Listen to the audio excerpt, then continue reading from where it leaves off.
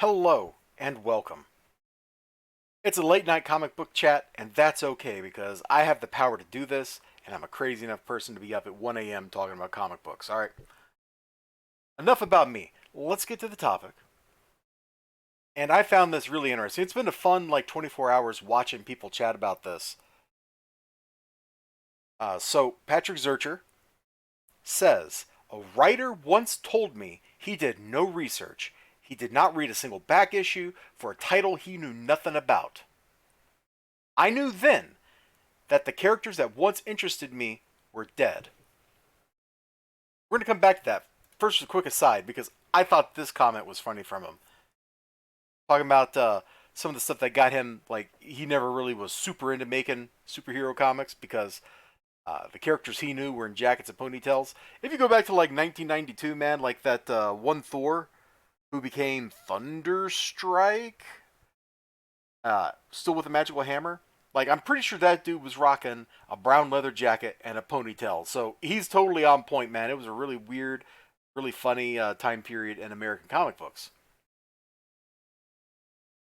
But what he's saying here, that the characters that once interested him were dead, that is super true.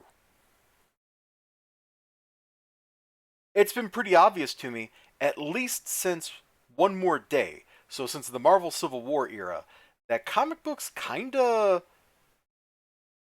don't resemble the characters that have been in those books.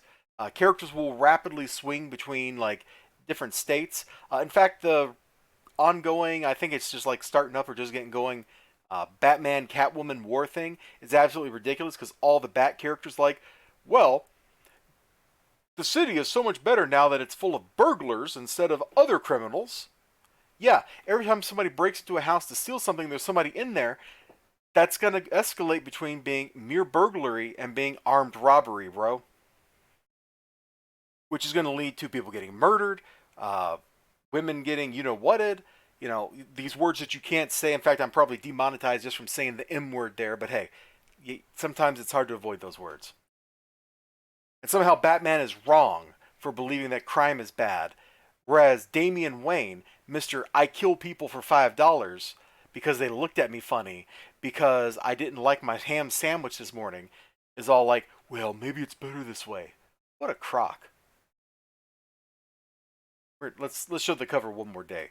You're telling me that Peter Parker, Mr. Spider-Man, the guy who has spent his whole life struggling, is gonna sell basically his soul to the devil to save an old lady who got shot?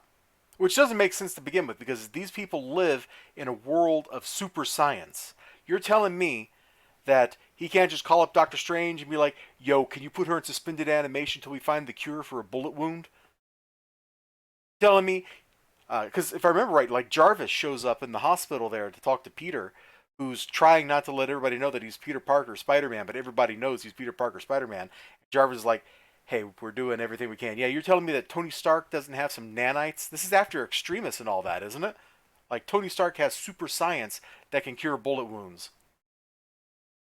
When you live in a world full of magic and miracles, there's no excuse for somebody to go to the length of selling out their marriage and their soul just to save one old lady who was 87 at this point anyway and was going to drop dead the next time she got a cold. I get it, Peter, you're aggrieved, but that was very out of character for Peter Parker. You didn't go back and be like, oh, hey, Mr. Mephisto, how about you bring Gwen Stacy back to life? That's not a possible thing. She did come back to life, but, after they. Nope, nope, nope. We're not going there. We're not going there, okay? I knew then that the characters that interested me were dead. People have been saying this. For me, it was probably One More Day was kind of the time period where I realized that none of this stuff made a lick of sense. That the writers had no respect for the characters. They had no respect for the work that had gone before them. Patrick Zircher is saying that right here. And of course, he's saying it for the wrong reasons because later on, he basically starts making fun of everybody that agrees with him, all the readers, all the people that pay Patrick Zircher to make comic books. Oh my God, the bad guys and I are coming from this from an opposite perspective. They still give a bleep about this. They don't want something else. They just want the same stuff. They want 1990 over again. No, I don't think anybody literally wants 1990 all over again.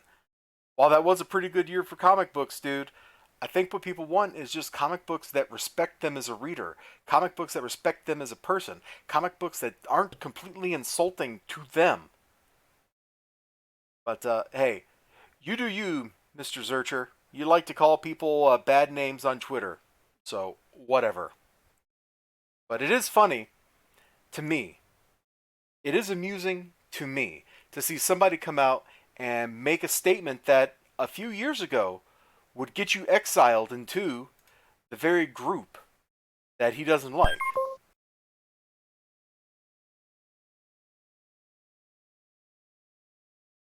Wow, what a time for my headset to turn off. I'm back. Okay, I'm back. I don't know what I was saying, except, this was a statement that would have gotten him exiled to this group of people that he really doesn't like, just a couple years ago. So maybe in the industry, the tide is starting to change. People are starting to realize that things that can't go on forever won't. Or a broken clock is right twice a day. I don't know. So make of that what you will. It's an interesting discussion, and frankly, there's a lot of people engaging here in a lot of weird ways, and I totally understand his reaction over here to the way the conversation has proceeded. Anyway, you all have a great one. Take care of yourselves. Remember to like, comment, subscribe, all that good stuff. Hope to see you again next time. Till then, bye bye.